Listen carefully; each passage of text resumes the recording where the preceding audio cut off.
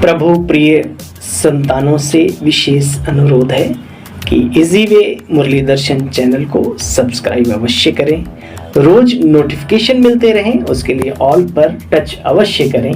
साथ साथ वीडियो अगर अच्छा लगा हो, स्पष्ट समझ में आया हो तो अवश्य सभी को शेयर करें और लाइक भी करना ना भूलें। अगर कुछ त्रुटि हो तो कमेंट बॉक्स में जाके अपने इस भाई को कमेंट भी करना ना भूलें। इन्हीं शब्दों के साथ आप सभी खुश रहें, खुशहाल रहें, खुशियां बांटें। तो आइए चलते हैं, सुनते हैं बाबा की मुरली का साथ। सभी बहन भाइयों को, बाबा के राज दुलारे फरिश्तों को आज के विशेष शुभ दिवस की हार्दिक शुभकामनाएं। प्रभु मिलन की वो घड़ियां आज शाम को 6:30 बजे आप अनुभव करेंगे अपने जीवन में। बस शर्त यही है कि अपने आप को भावनाओं से भरा हुआ रखना उस समय पर, साथ साथ अपने आप को उस स्थान पर नहीं जहां आपका शरीर है, बल्कि माउंट आबू उस प्रांगण में, आबू अब्बा के वतन में, बाप दादा के घर में, अपने घर में, डायमंड हॉल में महसूस करना। फिर अनुभूतियों का अंबार लग जाएगा, क्योंकि अनुभूतियों का आधार ही हमारी भावनाएं हैं। हमारा विवेक, सद्विवेक जब जागृत होता है तो अगाध श्रद्धा भी साथ में जन्म लेती है, और वो श्रद्धा हमारी हमेशा कायम रहे, इसका थोड़ा ध्यान रहे। आइए सुनते हैं आज बाबा की मुरली, साकार मुरली का सार। 2 फरवरी 2024। मीठे बच्चे, ऊंच पद पाने के लिए तुम्हें बाप जो पढ़ाते हैं उसे ज्यों का त्यों धारण करो, सदा श्रीमत पर चलते चलो। रुकना नहीं, आगे बढ़ते रहना। मीठे बच्चे, ऊंच पद पाने के लिए बाप जो तुम्हें पढ़ाते हैं उसे ज्यों का त्यों धारण करो, सदा श्रीमत पर चलते रहो। आज का प्रश्न है, कभी भी अफसोस ना हो उसके लिए किस बात पर अच्छी तरह विचार करो। ये जीवन बहुत मूल्यवान है, इसमें और चांद लग जाएं, सोने पे सुहागा हो जाए। इसलिए बाबा कहते हैं, बच्चे किसी बात की चिंता ना हो, फिक्र ना हो, अफसोस ना हो। तो ऐसा क्या चिंतन करें हम अपने जीवन में जिससे ये सारी बातें ना आए? तो सुनो उत्तर बाबा का। हर एक आत्मा का जो पार्ट बजा रही है वह ड्रामा में एक्यूरेट नूदा हुआ है ना? ये हकीकत है। यही अटल हमारे आपके लिए भले कटु सत्य हो, लेकिन ये अटल सत्य है। जिस आत्मा को जो रोल मिला है अपने आप में मस्त है। हमारा क्या रोल है, क्या हम उसमें मस्त हैं, चेक करना है इस बात को। एक किसान महसूस करता है जीवन में कि मैं अन्नदाता हूं और मुझे अन्न पैदा करना है, देना है, उसी में मस्त है, उसी को जिंदगी, उसी को अनुभूतियों की खान मानता है। वो जड़ चीजों से अनुभव कर लेता है। एक वैज्ञानिक सोचता है हमसे ही जहान रोशन है, वाह कमाल है। और जो ऐसा सोचता है वो अपने जीवन के क्षेत्र में सफल भी होता है। जो पार्ट मिला है उस पार्ट को जो गहराई से उसमें डूब करके पार्ट प्ले करता है, वही सफलता की सीढ़ी को चढ़ता है। धार्मिक व्यक्ति ये सोचता है कि हम धर्म के मार्ग पर चल करके हम संसार को एक नया रास्ता, एक सुख शांति का रास्ता हम दे रहे हैं, हमसे महान कोई नहीं। हर व्यक्ति अपने अपने पार्ट में बिजी है। इसलिए इस ईश्वरीय विश्वविद्यालय की एक विशेषता है, विविधता होते हुए भी, विविध प्रकार के मतांतर होते हुए भी ये विद्यालय सबका आदर सत्कार करता है। क्यों? क्योंकि वो योग्य हैं। यही कारण है ब्रह्मा बाबा सभी का सदा आदर करते थे। और आज बाबा कह रहे हैं, मीठे बच्चे क्या चिंतन करो, इस ड्रामा में जिस आत्मा का जो पार्ट है वो एक्यूरेट अदा कर रहा है, कितना अच्छा लगेगा। आप हैं विचार करके देखो, प्रैक्टिकल महसूस करके देखो। वह ड्रामा में एक्यूरेट नूदा हुआ है, वही बजा रही है। हम अच्छा बुरा के आंकड़ा लगाते हैं, बाबा के हिसाब से सब कुछ अच्छा है। यह अनादि और अविनाशी ड्रामा है। इस बात पर विचार करो तो बच्चे कभी भी अफसोस नहीं होगा। अफसोस उन्हें होता है जो ड्रामा के आदि मध्य अंत को रियलाइज नहीं करते। तो बच्चों को इस ड्रामा को ज्यों का त्यों साक्षी होकर देखना है। इसमें रोने और रूसने दोनों की दरकार नहीं, ना अफसोस करने की, ना परेशान होने की, ना रूठने की, है ना। ये सब आदतें छोड़ दो। ड्रामा अनुसार जो चल रहा है वो बहुत अच्छा चल रहा है। कभी कभी अन्य आत्माओं के द्वारा भी समझानी मिलती है कि भैया सब ड्रामा है, समझ में नहीं आता। कुछ समय के बाद समझ में आता है, आनंद आता है कि हाँ वाकई में ये बात ब्रह्मा बाबा ने अच्छी तरह से समझी हुई थी। धीरे धीरे हम सब भी समझते जाएं, समय से पहले और सौभाग्य है ना। ओम शांति। रूहानी बाप रूहानी बच्चों को समझाते हैं, देखो बच्चे, आत्मा कितनी छोटी बिंदी है। छोटी सी आत्मा, कितना बड़ा शरीर, और आत्मा कितनी छोटी। हाथी का शरीर कितना बड़ा, आत्मा कितनी बड़ी होगी उसमें। ऐसे ही हमारा ये शरीर किसी का 80 किलो, किसी का 60 किलो, किसी का 1.5-2 कुंटल का भी होगा भाई, होगा जरूर, है ना। दिखते हैं ऐसे लोग। आप सोचो बिंदु सी आत्मा, हाँ, सुबह आंख खोलती है, हाँ, शरीर की डब्बियां खोलती है, उठ बैठ जाती है, हाँ? दूसरा कोई उठा के बैठाए तो बेचारा परेशान हो जाएगा। देखो कितनी ताकतवर है। अपने आप से सुबह से ही शुरुआत कर दो, आत्म चिंतन, आत्मदर्शन, आत्मा ध्यान, मजा आएगा पूरे दिन, है ना। देखो बच्चे, छोटी सी आत्मा अलग हो जाती है तो फिर शरीर कुछ नहीं कर सकता। आत्मा के ऊपर विचार किया जाता है। बच्चे, छोटी सी आत्मा है और क्या क्या पार्ट बजाती है। बच्चे, छोटी सी आत्मा में 84 जन्मों का पार्ट नूदा हुआ है। एक शरीर छोड़ दूसरा लेती है। शरीर से आत्मा निकल गई, कहते हैं मर गया। कितना बड़ा शरीर, कितनी छोटी आत्मा। बच्चे, यह भी बाबा ने बहुत बार समझाया है कि मनुष्यों को कैसे पता पड़े यह सृष्टि चक्र पूरे के पूरे 5000 वर्ष का बना बनाया अविरल चलने वाला ड्रामा है। ये चक्र है सृष्टि का। फलाना मरा, अच्छा बच्चे कोई नई बात नहीं, जाकर के दूसरा नया शरीर लिया। 5000 वर्ष पहले भी इस नाम रूप को इसी समय छोड़ा था। आत्मा जानती है हम एक शरीर छोड़कर दूसरा धारण करती हूं। अभी तुम बच्चे देखो शिव जयंती मनाते हो, दिखाते हैं 5000 वर्ष पहले भी शिव जयंती मनाई थी। बच्चे, वो हद के ड्रामा होते हैं। यह है बेहद का ड्रामा। ये ड्रामा बड़ा एक्यूरेट है माना है, इसमें कोई कुछ नहीं कर सकता। इसमें जरा भी फर्क पड़ ना सके बच्चे। वह बाइस्कोप आदि तो हद की मशीनों पर चलते हैं, हद के हैं। 2-4 रोल भी हो सकते हैं, फिर उसमें ऐड भी हो सकता है, उसमें कट भी हो सकता है, कुछ भी हो सकता है, परंतु इस ड्रामा में नहीं बच्चे। देखो बच्चे, 84 जन्मों का कितना बड़ा फिल्म का रोल होगा। इसको कुदरत कहते हैं। कोई की बुद्धि में बैठेगा है तो रिकॉर्ड मिसल बड़ा वंडरफुल। 84 लाख तो बच्चे हो ना सके, 84 जन्मों का चक्र है सिर्फ। तुम इन बातों को अच्छी तरह से जानते हो। ये ड्रामा की नूंद है, ये जानना भी ड्रामा की नूंद है। बाप कहते बच्चे देखो, ये सब बाप आकर के संगम पर तुम बच्चों को बातें समझाते हैं। सतयुगी दुनिया में जानवर आदि भी बड़े बड़े खूबसूरत होंगे, है ना। वो गंध करने वाले या जहरीले जंतु या इस टाइप के हिंसक वृत्ति वाले नहीं होंगे। जो भी होंगे बहुत अच्छे से अच्छे होंगे, खेल पाल करेंगे, बहुत अच्छे से देवताओं की दुनिया में उनका भी रोल है गजब का। देखो बच्चे,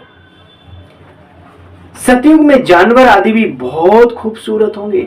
ये सारी वर्ल्ड की हिस्ट्री जाकर फिर रिपीट हो रही बच्चे। जैसे ड्रामा की शूटिंग होती है, मक्खी उड़ी निकली, बच्चे, फिर वो सूट होगी तो वो दिखाई देती रहेगी। अब इन छोटी छोटी बातों का ख्याल तो नहीं करेंगे। पहले तो खुद कहते बच्चे, कल्प पहले संकल्प कल्प संगम युगे इस भाग्यशाली रथ पर आता हूं। मैं खुद समझाता हूं, बाबा कहते मैं खुद समझाता हूं। आत्मा ने कहा, कैसे इसमें आता हूं, आते इतनी छोटी बिंदी। अच्छा, उस बाप को भी ज्ञान सागर कहते हैं, कितनी छोटी बिंदी है बच्चे। कहते हैं ये बातें तुम बच्चों में भी जो समझू और सयाने बच्चे हैं वही इन बातों को समझ सकते। बाप के पास एक्यूरेट नॉलेज है। तुम से कोई पूछेंगे तुम बता सकेंगे। 1250 वर्ष सतयुग की आयु, एक एक जन्म की आयु 150 वर्ष एवरेज एज उस समय पर होती है। बच्चे, यह बड़ी आश्चर्यवत विचार सागर मंथन करने की बातें हैं। कोई भी मनुष्य इन बातों को जानते नहीं। बड़े बड़े ऋषि, महात्मा जन, विद्वान, आचार्य, महान से महान, विद्वता के धनी कहते चले गए हम नहीं जानते रचना और रचता को। उनको क्या पता कि रचता की इतनी छोटी बिंदी है, वही नई सृष्टि का आधार है। तो बच्चों को बाप पढ़ाते हैं, बच्चे मैं ज्ञान का सागर हूं। शिव बाबा कहते हैं मैं ज्ञान का सागर हूं। ये बातें तुम बच्चे ही समझते हो और फिर दूसरों को समझाते हो। तुम कहेंगे हम भी पहले नहीं जानते थे। तुमको इस समय बाप ने आकर के समझाया है। और सबसे पहले किसने समझा?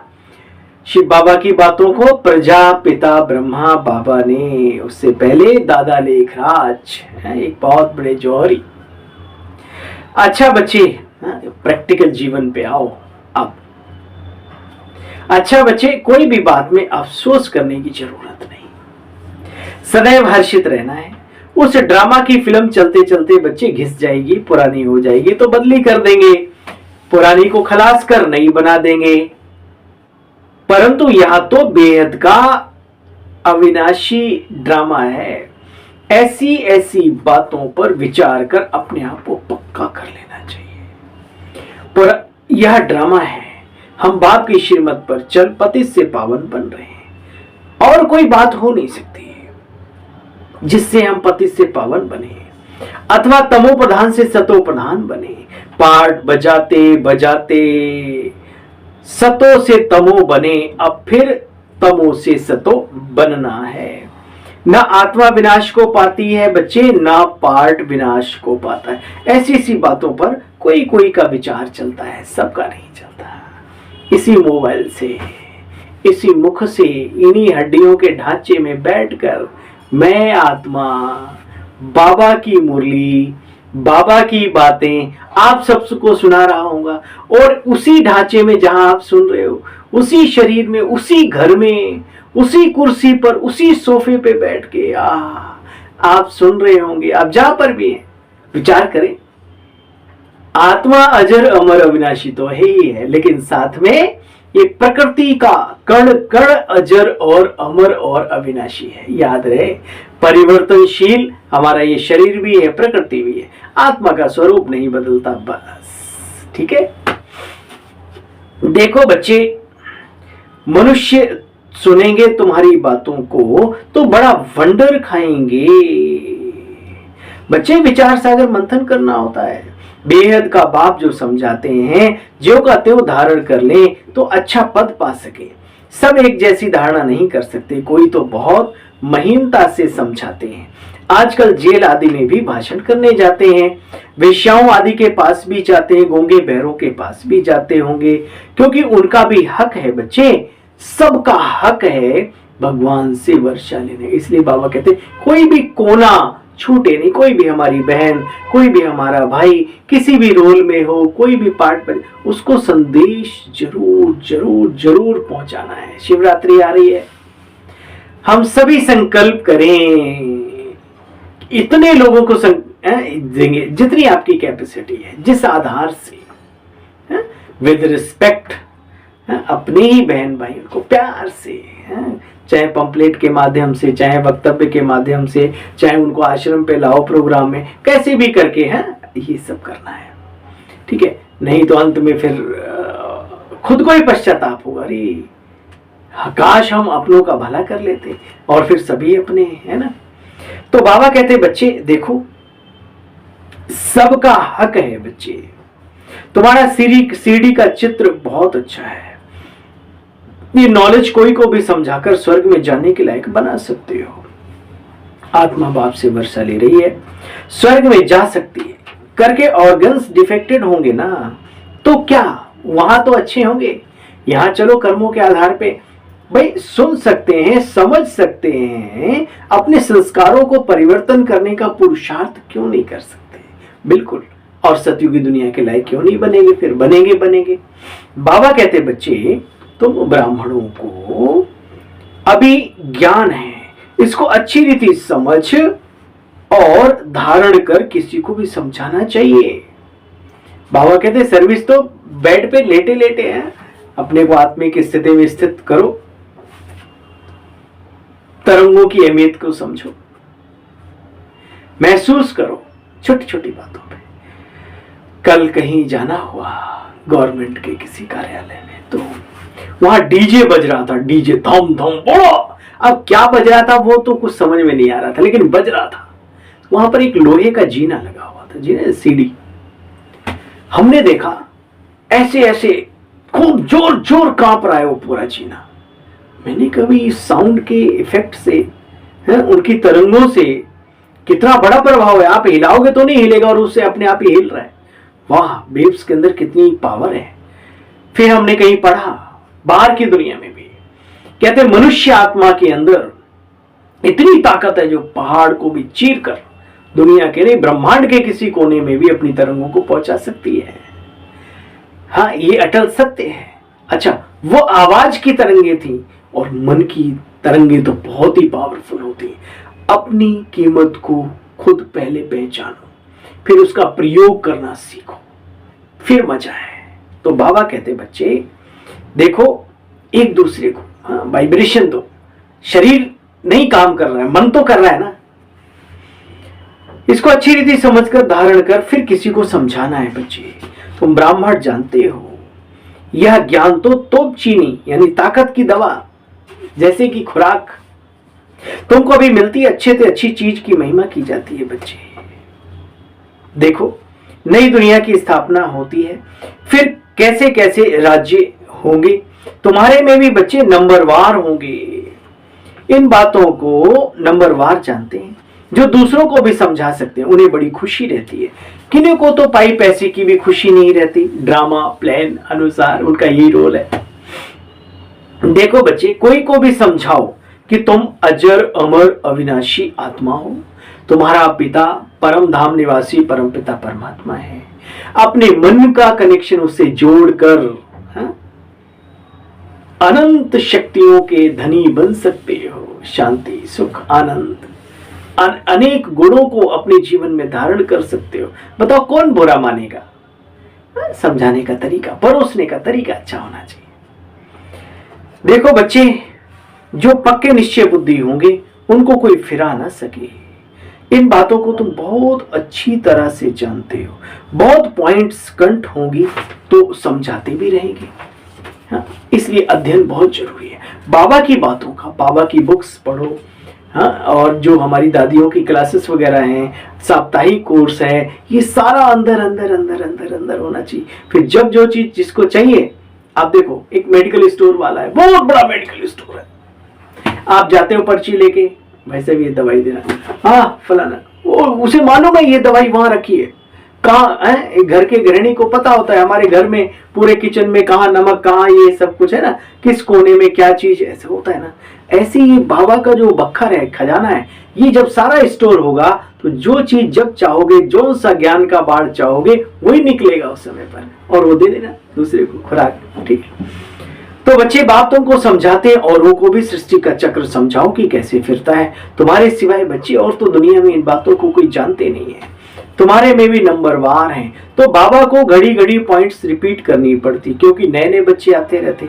शुरू में कैसे स्थापना हुई तुम्हारे से पूछेंगे तो तुमको रिपीट करना पड़ेगा। तुम बच्चे बहुत पीछे रहेंगे, एक दिन आएगा चित्रों पर भी तुम समझा सकते हो, परंतु ज्ञान की धारणा सबको एक रस हो न सके। इसमें चाहिए ज्ञान, इसमें चाहिए याद, इसमें चाहिए धारणा, ये सब बातें अच्छी चाहिए तो सेवा आप ही होगी। कल्प कल्प जिसने जितना पुरुषार्थ किया होगा बच्चे, वो उतना ही करेंगे। चाहे आप कितना ही घोल के पिलाओ, वो पिएंगे उतना ही जितना उन्होंने पहले भी पिया था, है ना। इसलिए निश्चिंत भी रहना। देखो बच्चे, पिछाड़ी में तुमको एकदम भाई भाई होकर रहना है। अशरीरी आए थे, अशरीरी जाना है। आत्मा तो शरीर के साथ नहीं जाएगी ना परम धाम। बाबा कहते बच्चे, अभ्यास ऐसा हो जो पिछाड़ी में कोई भी याद ना आए। माया के राज्य में बहुत भूल चूक होती रहती बच्चे, जिस कारण से सहन करना भी पड़ता है। जो पूरा नहीं पढ़ते, तपस्या नहीं करते, दुआएं नहीं कमाते, सुनो, तो कर्मातीत अवस्था को कैसे पाएंगे? सहन तो करना पड़ेगा, फिर पद कम हो जाएगा। इसलिए विचार सागर मंथन कर औरों को भी सुनाते रहो, तब चिंतन मनन चलेगा। हाँ, दुआएं भी मिलेंगी। कोई एक भी निकल गया ना अपने जीवन में, सुख शांति का अनुभव, प्रभु प्राप्ति की अनुभूति कर ली, वो दिल की दुआएं देगा ऑटोमेटिकली, उससे मांगने की जरूरत नहीं। और वो दुआएं आपके पुरुषार्थ में 4 चांद लगाने वाली है। देखो बच्चे, तो बच्चों को कितनी खुशी होनी चाहिए। तो जिनके पास जितने ज्ञान रतन होंगे उतनी ज्यादा उनको खुशी होगी, और खुशी जैसी खुराक नहीं। और खुशियों का तो अकाल पड़ा हुआ है, आप भी जानते हो, हम भी जानते हैं। खुशियों के चक्कर में ही तो सारा बेड़ा गर्क करके रखा हुआ है। कहां से खुशी मिले, कहां से मिले? भौतिकवादी चीजों से। ये इकट्ठा कर लूं तो शायद मिल जाए, अगले दिन ठप। आज मकान बनाया, पड़ोसी ने और बड़ा बना दिया, खुशी खत्म है। इसलिए लाफिंग क्लब खुले हुए, लोग पैसे दे करके जाते हैं, कभी चित्र अपना टेढ़ा, कभी कैसे पार्कों में हंसते हैं। हाँ, कभी चलो ये सब खुल जाए, कुछ तो नकली ही सही, लेकिन कुछ खुशी तो मिले। और बाबा के बच्चे तो अंदर के धनी हैं, तो भाई दूसरों को भी देना है। बाबा कहते बच्चे, तो जिसके पास जितने ज्ञान रतन होंगे उतनी खुशी रहेगी, अंदर ही अंदर मुस्कुराता रहेगा वो।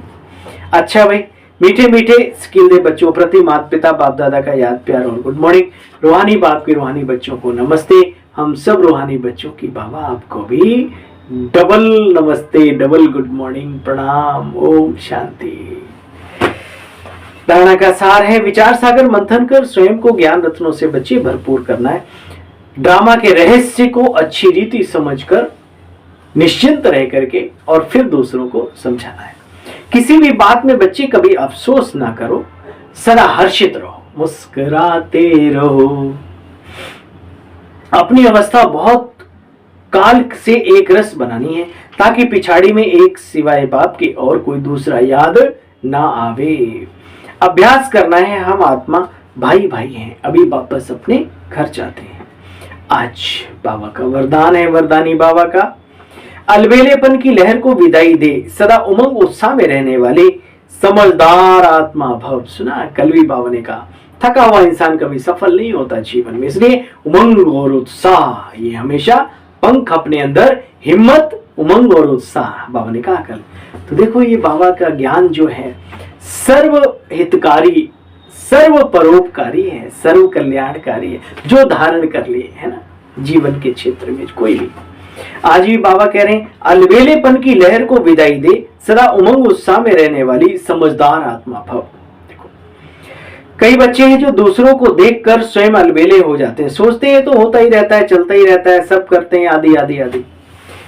क्या एक ने ठोकर खाई तो उसे देखकर अलबेलेपन में आकर दूसरे को भी ठोकर खाना ये समझदारी कहते हैं क्या?